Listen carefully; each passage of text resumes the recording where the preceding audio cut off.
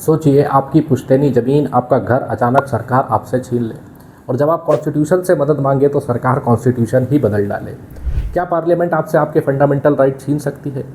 दोस्तों, यह सवाल 1951 में इंडिया की नींव हिला रहा था। इंडिया नया नया आज़ाद हुआ था। देश की ज़्यादातर ज़मीनें कुछ बड़े जमींदारों की मुट्ठी में थी और किसान बेहाल थे।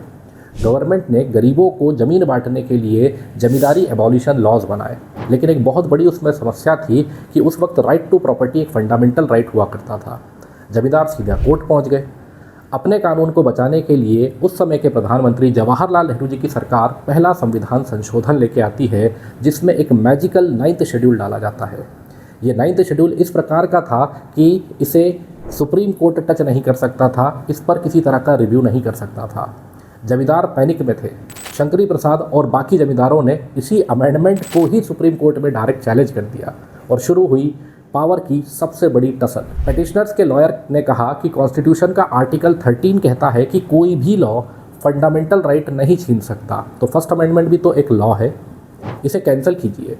गवर्नमेंट ने पलटवार किया। गवर्नमेंट ने कहा कि कॉन्स्टिट्यूशन अमेंड करना कोई आम लॉ नहीं है, ये पार्लियामेंट की एक सुप्रीम पावर है। क्या पार्लियामेंट पावर में कॉन्स्टिट्यूशन से भी बड़ी हो गई है? अब सुप्रीम कोर्ट को फैसला सुनाना था। एक बड़ी पहेली थी सुप्रीम कोर्ट के सामने, और सुप्रीम कोर्ट ने जो जजमेंट दिया उसमें पार्लियामेंट को एकदम गॉड मोड पावर दे दी।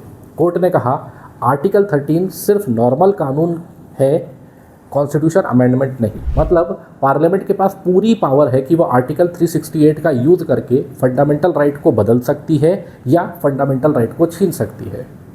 अब यह जजमेंट देश के लिए एक बहुत बड़ा असर डालने वाला जजमेंट था। एक तरफ तो इसने गरीब किसानों को ज़मीन दिलवाने का रास्ता साफ कर दिया, लेकिन दूसरी तरफ डेमोक्रेसी पर एक बड़ा क्वेश्चन मार्क लग गया कि अगर पार्लियामेंट जब चाहे फंडामेंटल राइट छीन सकती है तो आम आदमी कब तक सेफ है। पार्लियामेंट वर्सेस सुप्रीम कोर्ट की यह टसल आगे बढ़ती चली गई और 16 वर्ष बाद सुप्रीम कोर्ट ने अपने ही इस जजमेंट को इस तरह पलटा कि इंदिरा गांधी सरकार की नींद उड़ गई। जानेंगे अगले एपिसोड में गोलकनाथ केस के बारे में। अगर आप इस सीरीज़ को फॉलो करना चाहते हैं तो चैनल को सब्सक्राइब करिएगा ऐसे और इंटरेस्टिंग किस्से सुनने के लिए।